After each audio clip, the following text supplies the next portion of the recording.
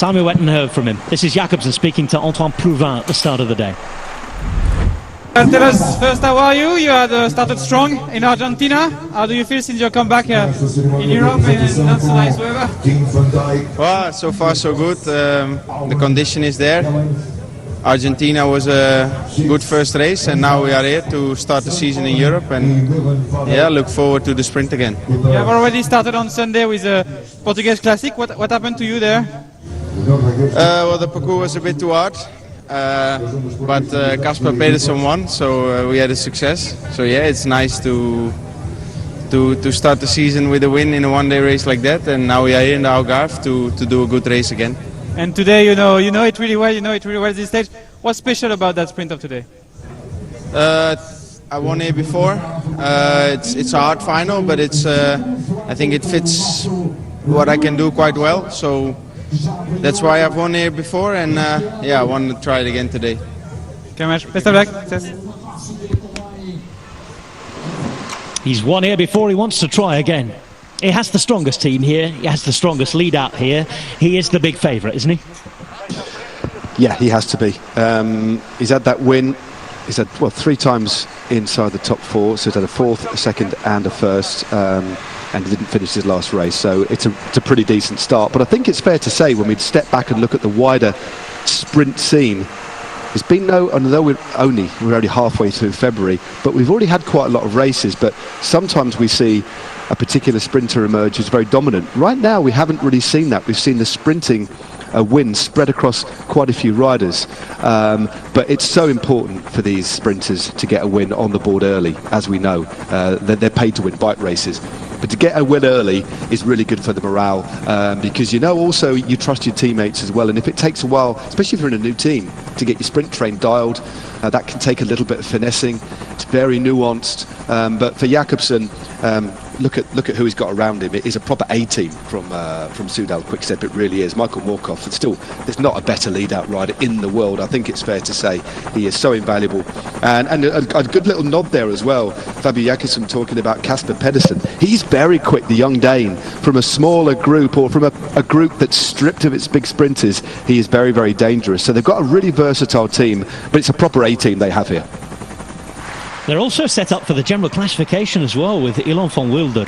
Supported Remco Evenepoel last year, didn't he, to the Vuelta a España, but he's a man who came across looking for his own ambitions first of all as well, and he'll have the team to support him. Can climb, can do just about everything. And keep your eye on Ilan van Wilder this week, the young Belgian. A couple of teams there, the El Fapel cycling team.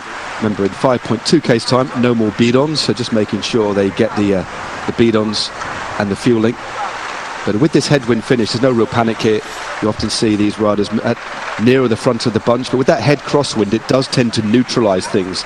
So, although you could say, why are they at the back? Well, actually, it's relatively safe in a cross headwind. It neutralises things just a little bit. So, but there he is, having a conversation with the aforementioned Michael Morkov, maybe discussing perhaps what's to come, talking a little bit about the wind. They'd have had a meeting about that. I'd imagine they'd have been updated as well on what the weather conditions are. But importantly, he knows exactly how to finish this race off.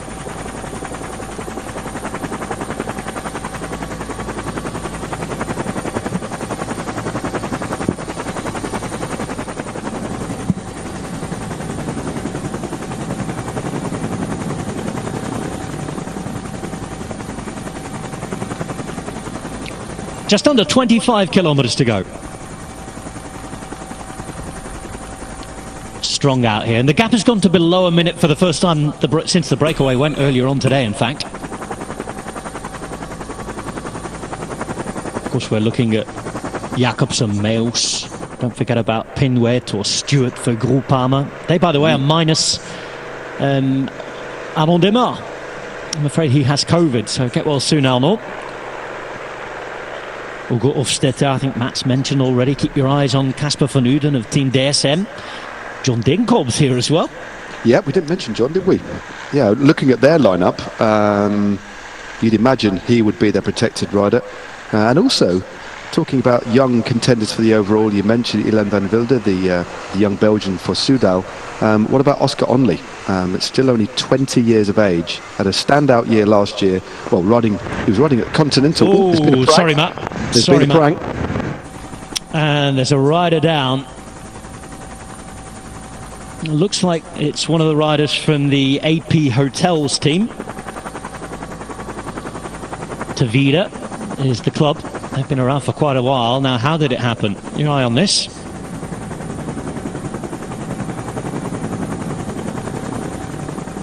Ooh, it's quite near the well.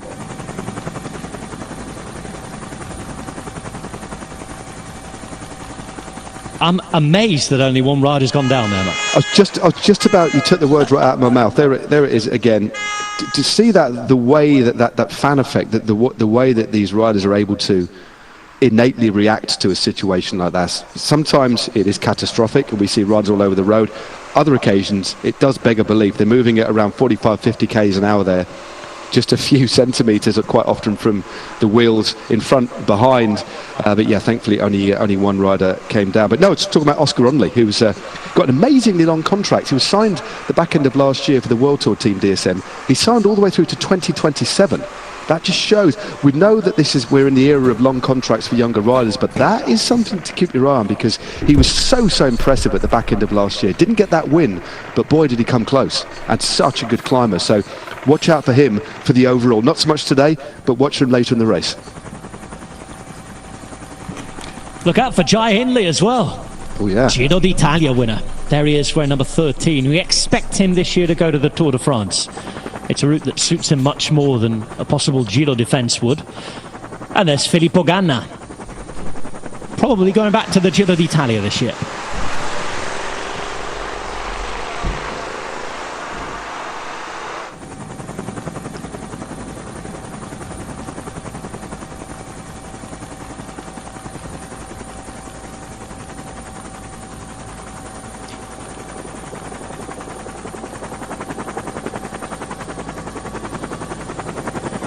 You're watching the opening stage of the Volta Algarve, and we're into the final 23 kilometres now.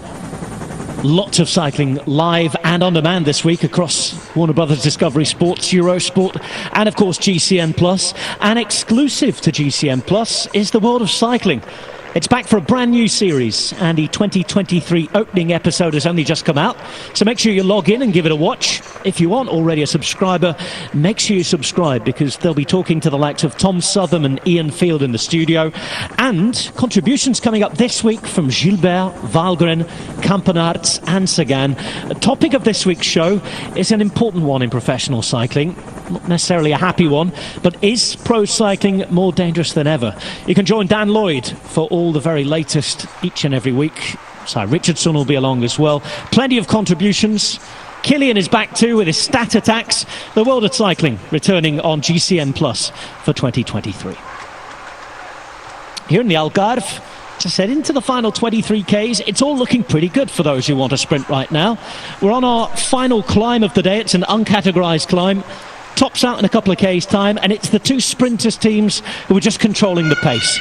They're keeping the breakaway where they want them, and they're trying to make sure that they catch them at the right time without putting their own sprinters in trouble. We've already heard from Jakobsen. Let's hear from Jordi Meus now of Bora Hansgrohe. And today should be a sprint.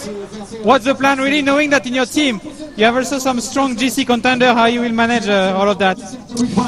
Yeah, I think today is really important to race as a unit, especially with this wind. We expect some action in crosswinds. We hope to be up there with as many teammates as possible. And how do you manage the sprint? Yeah, I mean, the goal is to pass the finish line at first. Every sprint is different. I think for sure Jakobsen is a really big man to beat and a top favorite, but we'll try everything to be close around him when the sprint starts, and hopefully I can pass him. So the best ideally would be to take his wheel, or to try something on your own with your own lead out?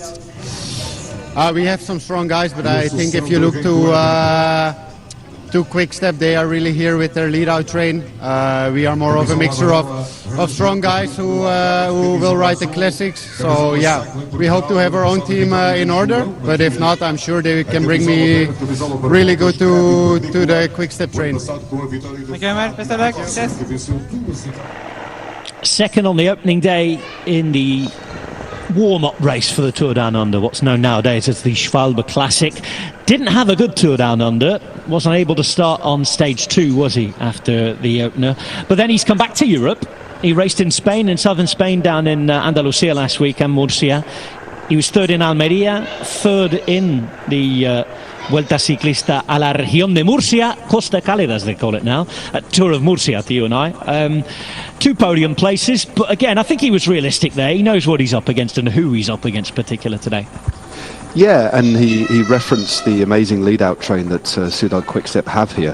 Asgreen, Cavagna, de Klerk, well, not so much lead-out, and Morkov, even Pedersen's going to be part of that. So Jakobsen has a full-strength lead-out team. But actually, Bora don't have a bad one at all. You've got Mayos the sprint, but when you look at the likes of Niels Pollitt and Marco Haller, just as 2 key riders, and Jonas Koch is doing some work at the moment. That Pollitt and Haller in the final, they're riders that can ride in the wind really well.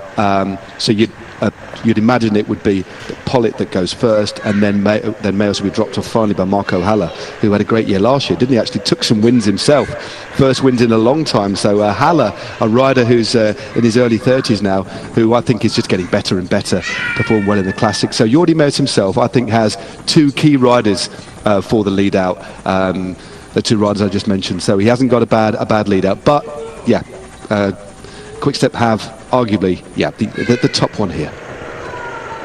They've been contributing for a while with Frederik Vandal. Tim de Klerk has been working really hard, hasn't he, for Soudal Quick-Step. Then again, we could record that phrase and replay it throughout the season, couldn't we? Yeah, just drop it in. Anytime he races. He's so willing and eager, though, isn't he? Actually, Remy Cavagna, well, I thought Remy was going to just go through there, but not yet. They've got this well in control. There's no point in using any resources until you really need to, because we've seen Tim de Klerk do this time after time for kilometre after kilometre, and he's doing it, well, not exactly single-handedly. He's got one other rider there with him, but no, doing such a good job. It means what they have for the final, when they really do need to pick up the pace and defend that position at the front. And we know in a crosswind, a head crosswind, it is far more complex. In a tailwind, or when you've got benign conditions, you can dictate the pace at the front. But because it's so easier on the wheel, it's easier for other teams to move up at a certain point. So the longer you can leave it to deploy your resources, the more effective you're going to be in the closing stages. So no point in using anybody yet. Only use Cavagna maybe in the last 4K. It's down to half a minute now.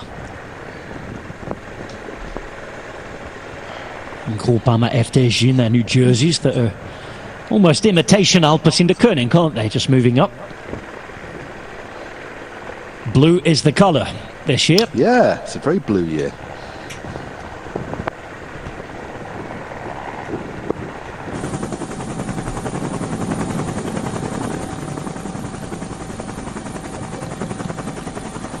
A glimpse of Edward Turns of Trek Segafredo from the air. Alongside him, Sandro Meurisser of Alpes in the Koning. Interesting that it's the first race that they seem to be going for general classification with Quinten Hermans, just come off his cross season. Remember, he was on the podium, wasn't he, of Liège-Bastogne-Liège last year. He was up there as well in the lead-up classics with the very best in the world. And he says that's his aim for the first part of the year. He wants to be with the likes of Pogacar and Alaphilippe when it comes to that Ardennes week. Yep, it was quite interesting politically, wasn't it, when he rode. It was with Intermarché when he got that second place. Up to that point, the best ride of his whole career, the second place in Liège. And then he just got better and better. But he was snubbed, wasn't he, for the Tour de France? Because I believe that an arrangement had been made that it was already going to move to Alpecin. And from time to time, we see teams do that, making sure they're the ones in control. So there's clearly he felt quite affronted by that, one of their standout riders of the first part of last year. But no, he comes here wearing number 1. We'll be interested to see how Hermans gets on after that cross season. And also, look, watch out as well for Nicola Conci as well, the Italian, wearing number 5 for Alpecin de Koning. Another good rider who can finish well, that's pretty decent on the climbs. So those are the two riders, but you'd imagine it would be Armand's for the overall here, because although we've got mountains, they're not super high mountains. They're climbs that open it up to the slightly lighter puncheurs as well. And one rider, I don't know whether you agree or not, given the way that he climbed in Argentina, and given the way that he's ridden in the past, what do you reckon on the chances of Filippo Ganna with that TT at the end? Do you know, because he can survive so well and only lose a limited amount of time on these climbs. I'm fascinated to see what the plan of Ineos is. Matt, you're the expert here, you're the ex-pro rider, but I'll tell you one thing. Never in my life have I gone for a general classification race and highlighted Filippo Ganna's name. I've done the same. Today. I've got Arensman, Ganna, Martinez and Pidcock. But I think everybody else would have done so. I nearly ran out of yellow on my pen for Ineos Grenadiers. Yeah, they've got a great team here, and that's not taking anything away from Kwiatkowski, De Plus or Castroviejo, but we know, you'd imagine, given the composition of the team and how they've been riding so far this year, they'd be the workhorses perhaps. Watch Kwiato win the GC again now. Probably, yeah, just get the hat-trick to prove me wrong, yeah. I'll have to message Steve Cummings, who's in the car for them, to see if I can get the inside scoop on what their tactics are. But also, they've got quite a lot of freedom on the road. I mean, they'll have a plan, but also it just depends this early in the year how people's legs are. And those plans change fluidly out on the road, don't they? But what is clear, without dwelling on them for too long, is that they have a wealth of riches and they have options. But I think importantly, they want to win stages as well. It's not just coming here and trying to dominate, go for the overall. I think they just want to win bike races as they look to the future to try and ultimately, form a plan, form a team that can ultimately win the Tour de France again. That's their plan. They've been disappointing in the Tour. They know that. They're racing in a different way, but ultimately they want to get back to winning the Tour. And these races are the start of that coming together. But yeah, lots of options, lots of exciting riders in this squad. Talking of changing places and changing plans for Ineos Grenadiers, they've already had to change them because Geraint Thomas was due to come here, a former two-time winner, but he's been unwell, so he stayed training in the United States, and he is expected to make his first European race at the Tirreno Adriatico, we're told. There we go. They must be listening to you, Matt. There it is, Filippo Ganna wearing number 44. He's just come off the track. He was at the Euros last week in Switzerland. And as we're over the final of the uncategorised climbs as well today, it's now all descents or flat towards the finish. The sprinters seem to have survived, Matt. I think we can make that call now. Yep, I mean it was a fair old drag, but it was a drag. We don't have any stats in terms of the gradient, but just looking at the shape of the bunch and looking at the fact there was still that long line at the front, it wasn't far removed from just riding on the flat, so it looks like it was only 3 or 4% a drag.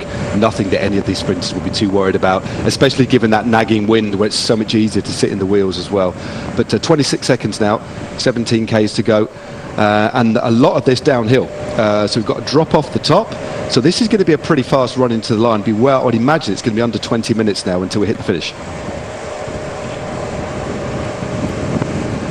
Looking around there from camp, he knows what's coming. Grigorev doing the same, and look at the pace here. Perfect roads for picking up the speed on. New tarmac, not too many big corners. You can lean into these, Matt. You'd love this. Oh, it's great. Dry road, especially the start of the season as well. Many riders, as you said, Rob, making their debut in this race. The dampness has gone away. It's still very overcast, but there's nothing like carving your way down a well-engineered road at speed early part of the season. Obviously, all these teams have been at training camps. They're well used to their equipment, but it's a different feeling when you're in a race. It's quite liberating, actually, and one of the most exciting elements of being a pro rider for me was just without a care in the world, almost just descending without really thinking about anything at all, just the feeling of you and the bike. It's beautiful.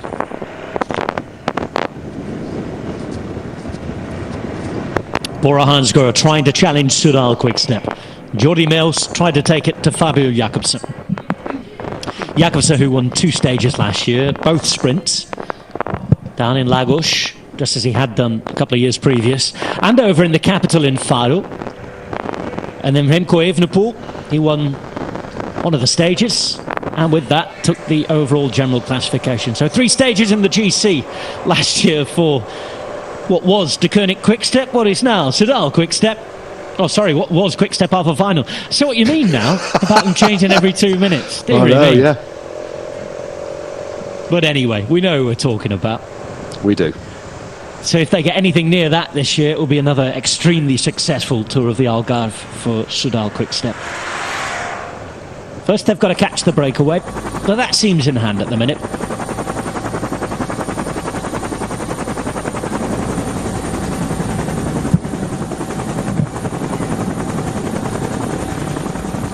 It's in 25 seconds now. 15 kilometres remaining on the first opening stage of the Volta Algarve. Portimao to Lagos today, 200 kilometres. First 200 of a 792 kilometre race over the next 5 days. 2 uphill finishes, the typical traditional ones in Foya tomorrow, Mayao on Saturday, and then the finale, the time trial, around Lagoa. 25 kilometres comes on Sunday, which means that as well as today with sprinters having their opportunities, on those 2 uphill finish you might find the likes of Ganna, Kung, Bissiger, other strong time trialists trying to hold on, Tobias Foss, and then try to do something when it comes to the final stage. There's a real open look at how it might be won this year. It's an opportunity for many riders to take an early season victory. But of course, to do that, they have to have the form, they have to have the legs, they have to have that killer instinct. Yeah, you're quite right. We've got some real time trialling talent here, haven't we? The last world time trial champions over the last few years are here. But as you say, some great talent, European champion, world champion, former world champion. That's to come on the final day. But yeah, we'll find out a lot tomorrow, because tomorrow is a very different stage to this one, isn't it? We have the hardest, one of the hardest climbs of the race, the Alto de Foya, first category climb. But again, it's a fast climb. It's not super steep. It can be. It's a quick one, isn't it? We've seen groups of 30 come to the finish, and then riders clip off near the end. Dan Martin in the past, Evenepoel, as you mentioned. Yeah, it always reminds me of the climbing version of a sprinter stage. You get these riders peeling off every few kilometres, and I know we see it on the longer climbs in the Grand Tour at a sort of different speed, but the way we will see it tomorrow, if it's raced as it's usually raced, it will look like a sprint stage. It will be absolutely rapid. They'll be riding 20 kilometres per hour plus up this climb, and it will be maybe a small group at the end. Of course, we had all the fun and games with Igita and company, didn't we, with the crash, I think it was, the last time we were up there as well. Let's see what happens today in this finale first, but plenty to think about going into Foya tomorrow, and then Mayao with its loops and laps coming up on Saturday. Foya in this region, this west region of the Algarve, and Mayao over to the east of the capital, and we'll have the grand finale in the southern central part of this region, which is of course right in the south of Portugal. So 14 seconds now, 13 Ks to go. It isn't happening for the break today, Matt. They're going to be brought back. Yep, 13 seconds. There's just too much firepower, and still we've got just 2 riders on the front, one from Bora and the ever-present representative from Soudal Quickstep, Tim de Klerk, still driving hard. No other teams have assisted as well, because they're doing so well, and also no other teams are assisting. Why use our resource when the 2 best sprinters in the race have their teams on the front? Everybody else can sit back. They'll know what that run into the finish line is like, and it's probably worth, because we'll be there in very short order, Rob, it's probably worth having a quick gander, isn't it, at the last couple of Ks. These riders will know it before, but if you're casting your eyes over this for the very first time, 2 Ks to go, gentle meandering right and left, and then just before the Flamme Rouge, there's a big sweeping roundabout. They go the right-hand side around that roundabout, under the Flamme Rouge. Then with about 750 metres to go, they got another roundabout. Then it's a straight run into the line, but the wind is coming from the left-hand side and into the nose, so it should be a late one, as Rob, our break finally are taken back. In the orange, it's Alexander Grigorev. In the Danish national jersey, Alexander Kamp. The last 2 riders of a 5-man group who were out there to be caught. Also in today's break was Sergio Garcia, Antonio Ferreira and Rafael Lourenço, who was the first to be caught. A couple of Portuguese riders in there, a Spaniard, a Russian and a Dane. But it's compact, as the graphics tell us, all back together. Left-hand side, as we look at it, the blue and white of Soudal Quickstep. Through the centre, you've got the Intermarché jerseys moving up. Can they turn back the clock for the former Tour de France opening stage winner Mike Turnessor? Or is it for Madis Mikkels of Estonia today? He's a fast finisher as well. Well, only time will tell. As, thankfully, we're past that wood truck. I know it's cold and they'll need it round here, but wasn't the moment to be driving up there delivering the wood today. There's Bora Hansgrohe on the right-hand side in the green. They're backing Jordi Meus today. And through the centre, it's a reduced team for Jumbo-Visma, probably concentrating a little more on what we'll see in the general classification, but we know that Tim van Dijk is a good classics rider. And young Owen Geleen, he's come from the development squad. Yeah. And he is said to have a fast-ish finish, so we'll see how he goes. No huge results in the under-23s yet. Nothing to look at and say, well, he's definitely going to do this or that. But remember that not everybody develops at the same rate.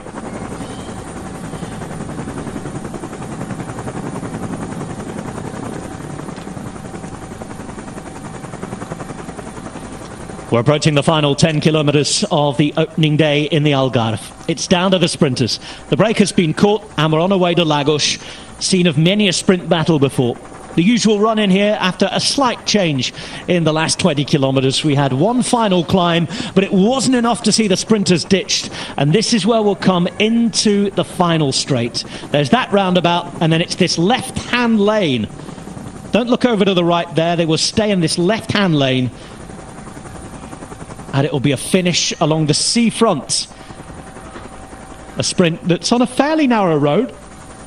2 roundabouts inside the last kilometre and a quarter.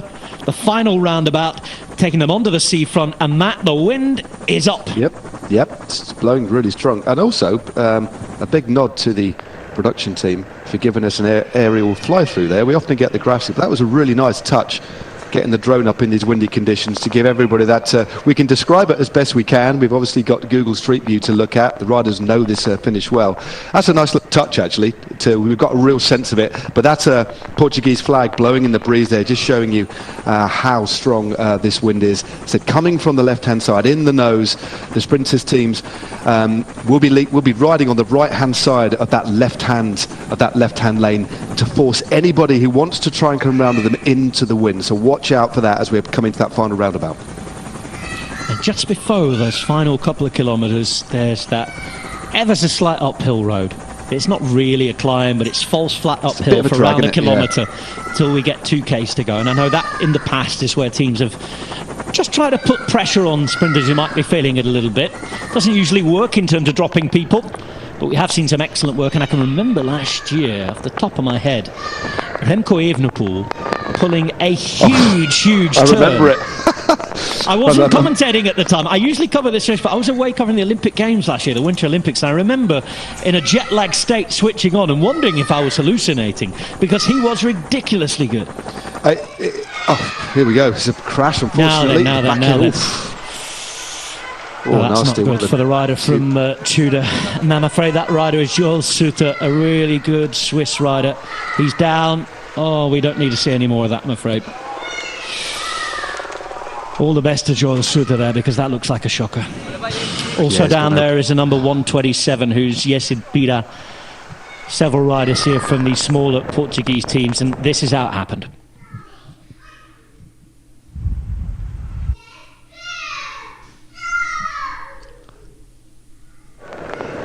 Yes, Suter's gone over that wall, isn't he? Very, very unfortunate there. Touch of wheels. Let's hope he's okay. He's got medical attention quickly, which is good to see. Well, thankfully the doctors are on the scene. A reminder that we don't bring these images to you. They're coming from the production on site. We don't get to choose which images we show, I'm afraid, but that's not good for Joel Suter. And I have a feeling that several riders may have to leave the race here. A couple of riders down there from one of the local teams, which is AP Hotels, and I mean local because they're from the Algarve, not just from Portugal. Farense and Tavira. All the best to those watching, and well, that puts a bit of a sickener on it, doesn't it, before we get to the finish, I'm afraid. It does. It brings home how precarious quite often this sport is, and we've seen several crashes already this year. What we can do about that, Rob, it remains to be seen, but interesting to see the world of cycling, how that's discussed and dissected. But anyway, let's just hope that the riders we saw on the deck there aren't too bad. and will recover. But yeah, it is unfortunately, whatever way we slice it is a component part of our sport. It's just, and also the riders accept they need to take some sort of responsibility in it as well. It's a very, very difficult conversation. It certainly is. Well, just great to see Sutter's up and standing. Thank goodness for that. Much better news with Sutter up. Whether he continues or not is another matter, but he's up and he's on his feet. That is much better news. Rider down there for FAPL is the rider who's actually in the breakaway, Grigorev. Very unfortunate. Head shake, and you wonder as well whether he will continue or not. So 6.7 kilometres to go, and as Matt was just reminding us there, make sure you tune into the world of cycling, because they'll be discussing with guests in the studio and from around professional cycling as to whether this sport has become too dangerous at the top level or not. And that is exclusive to GCN Plus subscribers. First in a brand new series of the world of cycling. We're on our way to Lagos then. And there'll be a few nerves around the bunch after that. I mean, what is generally the reaction in the group? Is it sort of we've got to get on with it and forget about it? Or do you generally see a few looks here and there? Well, hang on, guys, we've got to concentrate. It's a little bit of both. Quite often, it might take a little while for that information to come over the radio, because that happened quite near the back. So riders at the front might not even be aware, but quite often you can hear it. It's just that horrible sound of carbon and tarmac and the shouts of riders coming down. You just never look round. You hear it, you almost tighten up on the bike, and then you just carry on. It's or you pick your way through the crash if you're behind it. But it's very unpleasant, and I don't think you can ever get used to it, because each one is unique. It's massively unpleasant, but you just have to get on with it. And unfortunately, and I hope I don't feel like I'm repeating myself here, but it's a part of road cycling. These are on open roads, and that incident there didn't look like there was anything particularly wrong with the road. It's just a touch of wheels on that occasion. Yeah.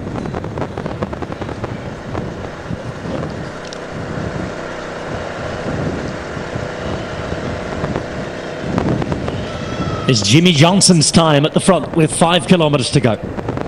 He's there racing for Alpecin-de-Koning. Trek Segafredo with Jacopo Mosca doing his turn at the front in the white and red. You can see Rémi Cavagna having taken over now from the main man, the tractor. Soudal Quickstep have been riding all day, as you'd expect, as they have the big name sprinter in Fabio Jakobsen. Of course, Tim de Klerk having done his job.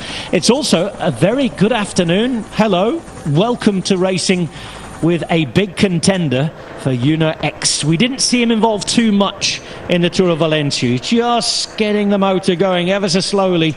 Ready for the classics is the wily old fox Alexander Kristoff. Can he find that speed again to the line today? Yeah, just off the podium in Almeria, wasn't he? I think he was 4th in Almeria, so it's obviously going well. Not bad for one of his first races. And the way that we heard Søren Verenskjold talking suggested quite strongly they were going to ride for Kristoff today. Maybe flip it round for stage 3, take it in a little bit, take it in turns. But they're riding on the front now, really high intensity. It is Sparagli sat in second wheel there, so it suggests that they are. Given the fact that Sparagli was in second wheels, it suggests they're going to be sprinting for somebody else today, not the Italian, but. Given we've got this wind, only 3.9 k's to go, this looks relatively easy in the bunch. In the wheels it is, but when you're riding on the front, it's so much harder. So riders are going to be riding at a higher intensity for a shorter amount of time in this wind. It's because it's so much easier behind. Only one intense turn, and that's what makes that turn that we were just briefly talking about of Evenepoel last year utterly incredible. He did the best part of 2k on the front, and he's one of the only riders in the peloton to do that, given his engine and given the fact that he's ridiculously aerodynamic as well. So he is a unique specimen. Not many riders, actually hardly any, Rob, can do the sort of effort that he did last year. Yeah, for Alpecin-de-Koning, maybe look towards Timo Kielich, a young Belgian rider from St. Truden, wearing number 7 on his back. Certainly we've seen now that Christian Sbaragli has not won for 7.5 years, and well, with the work he was doing there, it would suggest he wasn't going to be trying winning today. We're going on this ever so slight uphill drag now, well known to followers of the Volta Algarve. There you can see it, 3 kilometres to go, and when we get to 2Ks to go, the little drag finishes and those roundabouts and the run into town proper begins. 3Ks remaining now, and that'll be good news for those who want to go for the general classification, given the little spill that we just saw a moment ago. Yeah, another rider we haven't mentioned actually, I have underlined in green, Matteo Trentin as well for UAE Team Emirates. We'll probably want to get in the mix, I'd imagine. Not a pure sprinter, but we know he's pretty fast. There's had a couple of top 10s already this year, but out of the squad of UAE Team Emirates, he would be the rider that might go for it, or they might not have a full lead out. But it is still on the front of the right-hand side there, Rob. Soudal Quickstep, and on the left-hand side, Bora. And then the blue, interestingly now moving through to the front, no doubt looking after Jake Stewart, you'd imagine. Groupama FDJ in the navy blue kit there, just in the middle of your screen. Hofstetter being moved up as well in the red jersey for Arkea Samsic, but it doesn't have too many men around him. Here we go on this uphill drag. We're about to come over the top of it now. Christoph is staying up towards the front where he needs to be. We're just seeing Soudal Quickstep on the left-hand side. I was going to say Evenepoel then, he's not in this race, but Jakobsen, pardon me, is there. Jakobsen is there alongside Van Wilder. Jakobsen, the European champion, just moving up for himself through the centre. I'm sure he'll be trying to re-fight his lead out in a moment's time.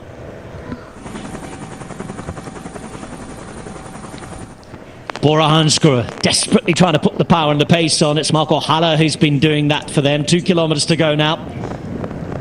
Uno X just making sure that they have Alexander Kristoff at the front. It did go uphill, and there was a concerted effort there from Bora Hansgrohe to really try and put the likes of Jakobsen in a little bit of pressure. They haven't got rid of Jakobsen, but what they've done is just move him down into about 30th or 40th place there. He's got to move up again, and they're hoping, I guess, that little bit of effort to move up, find his team again, is going to take a little bit of the spring out of his step. Yeah, well, they've placed one of the riders in the front. You can't quite tell who it is at the moment, but they're looking round. Also, UAE Team Emirates on the left-hand side as well. So it is Soudal Quickstep on the front, coming into this first little right-hander, trying to spot where the European champion is. Several riders from UAE, they're very well placed at the front. Uno X also there. So not a lot of colour blocking, just showed how hard that final climb was. Coming around, they will twist right in just a moment's time into that final few hundred metres. 1 kilometre to go here. A look round from Rémi Cavagna, and he can see that Fabio Jakobsen is being brought up on the left as we look at it by Miguel Marco. He'd been down into about 15th position, but through the centre it's UAE Emirates as we come towards this final roundabout now, and then they'll be into the big finale. Matt, it is key to wait here in this wind. It is. It's Groupama FDJ on the front, 750 metres to go. Lots of glancing around. Jakobsen is way back, but he can afford to leave it. He's still got his lead-out man on his wheel. So Jakobsen, the European champion, is on the wheel of Michael Morkov at the moment, as it still is. It is the blue of Groupama FDJ. There's also a couple of riders in the mix there from Uno X. And you can see that Stewart's there, Penwet is there as well, moving up is Trentin, left-hand side as we look at it.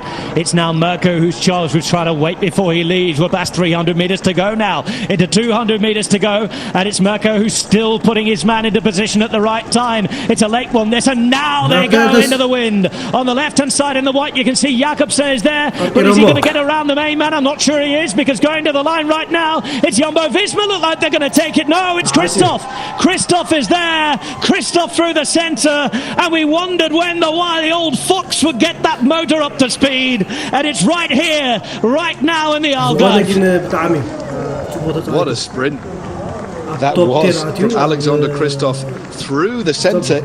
He had another, I think it was Verenskov sprinting on the left-hand side as well. I think Jakobsen had to, it was a very late sprint, but Alexander Kristoff powered through the centre, but it wasn't actually given a lead out. It looked as if they were going for a two-pronged assault on the win, and might have got first and second or first and third, but great win there. First win of the year, first win in his brand new team colours.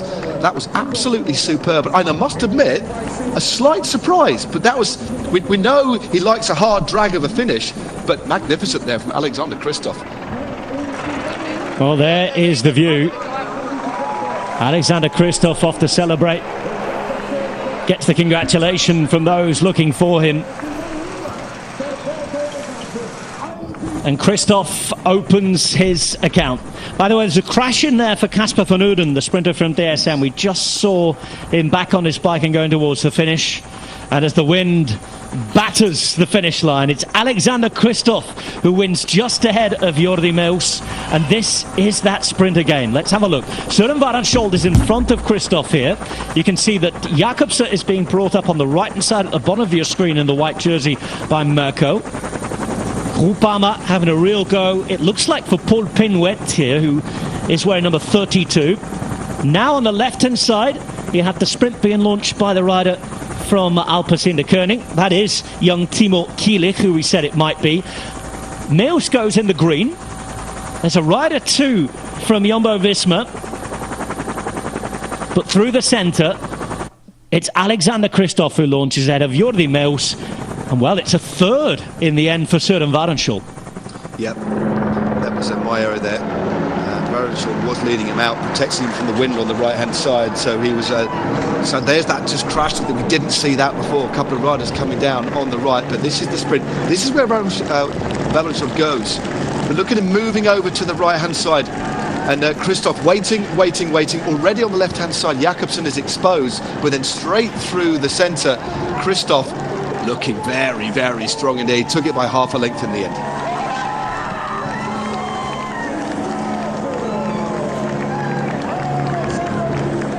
The riders from Jumbo-Visma in there as well. We assume that one of them would have been Owen Helena, maybe Tim van Dijk as well. There were two riders actually in there. Bit of a messy finish. I think that Tom Pidcock was there or thereabouts. Yep, there he is, just on the right hand side, following the wheel of Jordi Meus. And I think he's brought home a top 10 as well. Just likes getting stuck in, doesn't he, Pidcock? He's so versatile. But this is a classic sprint. They did so well there. As you say, first and third. You wonder if Jakobsen just opened up a little bit too early, but he's stuck with Morkov on the right-hand side there. But then look at that. So Jakobsen faded. As soon as he knew he wasn't going to win, he just dropped off a little bit there. He's not going to fight. As soon as he knows he's lost, he's not going to keep on going. But great win by Alexander Kristoff. Very important win as well. A perfect sprint. The timing absolutely fantastic, and he just came off the wheel of his teammate with that wind. I mean, when you look at the point that Kristoff launched his sprint, he was still protected by his teammate. That's so crucial in a wind like this. So had that protection all the way. The other riders that had launched were already in the wind. We saw Jakobsen on the right hand side having to contest with that wind, while at the same time Kristoff had launched his sprint but was still sheltered, so could carry that little bit of extra pace.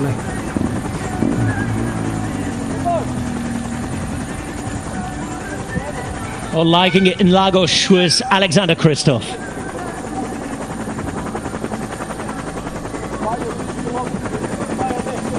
UNOX taking their second victory of the season, and the man who took their first, setting up the big new signing to do it on European soil.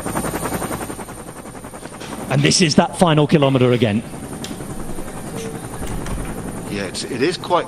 It's the only team with any real on the right hand side. That climb, it did cause a little bit of an upset. Several riders slipping back.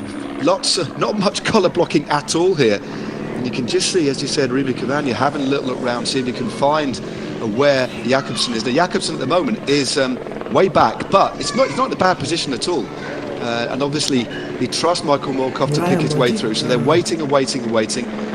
Farmer bossed it through that corner, usurping at the time UAE Team Emirates, who were looking after Matteo Trentin. And as I said, they're going to move over to the left hand side. Still lots of looking round, a very late bit of walking across the road there from a random pedestrian as well, slightly worrying. But they're opening. This is Miles Scottson on the front now. Scottson taking it through very early. Well, sorry, this is Scottson on the left hand side here, should I say.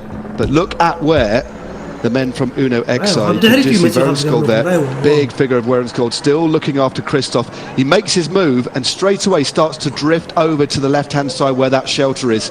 Great bit of riding here. They really did do their homework, straight over to the left-hand side. And Kristoff still in the wheel now, off the wheel with only about 80 metres to go. So it's minimum amount of time exposed in that wind. The experience, the know-how, and the speed to back it up.